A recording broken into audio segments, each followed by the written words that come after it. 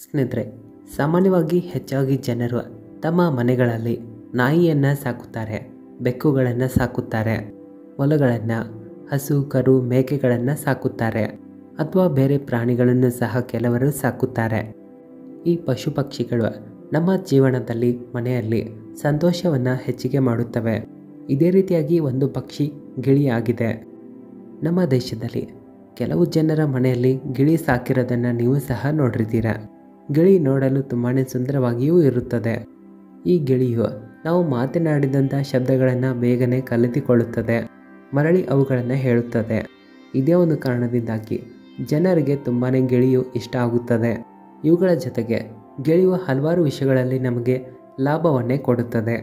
ಇದು ನಿಮ್ಮನ್ನು ಶ್ರೀಮಂತರನ್ನಾಗಿಸುತ್ತದೆ. ಹಾಗಾಗಿ ಇಂದಿನ ವಿಡಿಯೋದಲ್ಲಿ ನಾನು ನಿಮಗೆ ಗಿಳಿಯನ್ನು ಮನೆಯಲ್ಲಿ ಸಾಕೋದ್ರಿಂದ ಸಿಗುವಂಥ ಅದ್ಭುತವಾದ ಲಾಭಗಳ ಬಗ್ಗೆ ತಿಳಿಸ್ಕೊಡ್ತೀನಿ. ಜೊತೆಗೆ ಒಂದು ವೇಳೆ ನೀವು ಮನೆಯಲ್ಲಿ ಗಿಳಿಯನ್ನು ಸಾಕಿದ್ರೆ ಅದನ್ನು ಯಾವ ಸ್ಥಾನದಲ್ಲಿ ಹೇಗೆ ಇಡಬೇಕು ಅನ್ನೋದನ್ನು ತಿಳಿಸ್ಕೊಡ್ತೀವಿ. ಇದರಿಂದ ನಿಮಗೆ ಅಧಿಕವಾಗಿ ಧನ ಲಾಭವೂ ಆಗುತ್ತದೆ. ಹಾಗಾಗಿ ವಿಡಿಯೋವನ್ನು ಎಲ್ಲಿಯೂ ಸ್ಕಿಪ್ ಮಾಡದೆ ಪ್ರಾರಂಭದಿಂದ ಕೊನೆಯ ತನಕ ಪೂರ್ತಿಯಾಗಿ ನೋಡಿರಿ. ಒಂದು ವೇಳೆ ಇಲ್ಲಿಯ ತನಕ ನೀವೇನಾದರೂ ನಮ್ಮ ಚಾನಲ್ಗೆ ಸಬ್ಸ್ಕ್ರೈಬ್ ಮಾಡ್ಕೊಂಡಿಲ್ಲ ಅಂದರೆ ಈಗಲೇ ಚಾನಲ್ಗೆ ಸಬ್ಸ್ಕ್ರೈಬ್ ಮಾಡಿ ಇಟ್ಕೊಳ್ಳಿ. ಹಾಗೆ ಭಕ್ತಿಯಿಂದ ಕಾಮೆಂಟ್ ಬಾಕ್ಸ್ನಲ್ಲಿ ಓಂ ನಮಃ ಶಿವಾಯ, ಹರ ಹರ ಮಹಾದೇವ್ ಅಂತ ಬರೆಯಿರಿ. ಸ್ನೇಹಿತರೆ, ನಮ್ಮ ಹಿಂದೂ ಧರ್ಮದಲ್ಲಿ ಗಿಳಿಯನ್ನು ಸಮೃದ್ಧಿಯ ಪ್ರತೀಕ ಅಂತ ತಿಳಿಸಿದ್ದಾರೆ. ಸಾಮಾನ್ಯವಾಗಿ ಗಿಳಿಯು ಹಸಿರು ಬಣ್ಣದಲ್ಲಿ ಇರುತ್ತದೆ. ಹಸಿರು ಬಣ್ಣ ಬುಧಗ್ರಹದ ಪ್ರತಿನಿಧಿತ್ವವನ್ನು ಮಾಡುತ್ತದೆ. ಪದ್ಮಪುರಾಣದ ಅನುಸಾರವಾಗಿ ಯಾರ ಮನೆಯಲ್ಲಿ ಗಿಣಿಯನ್ನು ಸಾಕಿರುತ್ತಾರೋ ಒಂದು ವೇಳೆ ಅದು ಖುಷಿಯಾಗಿ ನಿಮ್ಮ ಮನೆಯಲ್ಲಿ ಇರ್ತಾ ಇದ್ರೆ ಈ ಮಾತಿನ ಅರ್ಥ ನಿಮ್ಮಲ್ಲಿ ಉನ್ನತಿ ಬೇಗನೆ ಆಗುತ್ತದೆ ಅಂತ ನೀವು ಅಂದುಕೊಳ್ಳಿರಿ. ಒಂದು ವೇಳೆ ನಿಮ್ಮ ಮನೆಯಲ್ಲಿ ಗಂಡ ಹೆಂಡತಿಯ ನಡುವೆ ಜಗಳಗಳಾಗ್ತಾ ಇದ್ರೆ, ಮನೆಯಲ್ಲಿ ವಾದ ವಿವಾದಗಳು ಆಗ್ತಾ ಇದ್ರೆ, ಇಂಥ ಸ್ಥಿತಿಯಲ್ಲಿ ಒಂದು ವೇಳೆ ನೀವೇನಾದರೂ ನಿಮ್ಮ ಮನೆಯಲ್ಲಿ ಗಿಳಿಯ ಜೋಡಿಗಳನ್ನು ಸಾಕಿದ್ರೆ ಅಥವಾ ನಿಮ್ಮ ಬೆಡ್ರೂಮ್ನಲ್ಲಿ 2 ಗಿಳಿಗಳು ಇರುವಂಥ ಒಂದು ಫೋಟೋವನ್ನು ಅಂಟಿಸಿಕೊಂಡ್ರೆ ಗಂಡ ಹೆಂಡತಿಯ ನಡುವಿನ ಪ್ರೀತಿಯ ಸಂಬಂಧ ಚೆನ್ನಾಗಿರುತ್ತದೆ.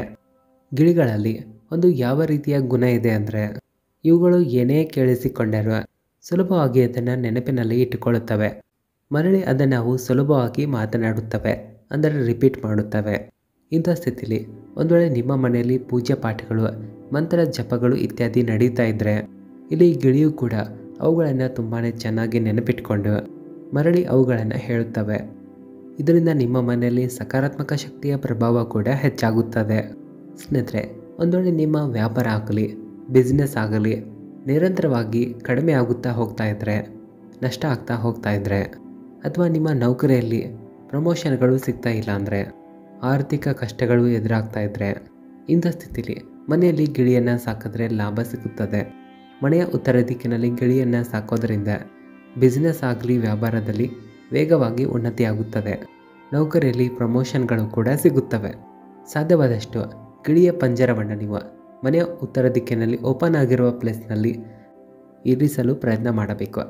ಉದಾಹರಣೆಗಾಗಿ ಮನೆಯ ಗಾರ್ಡನ್ ಆಗಿರ್ಬೋದು ಅಥವಾ ಮನೆಯ ಬಾಲ್ಕನಿ ಇರಲಿ.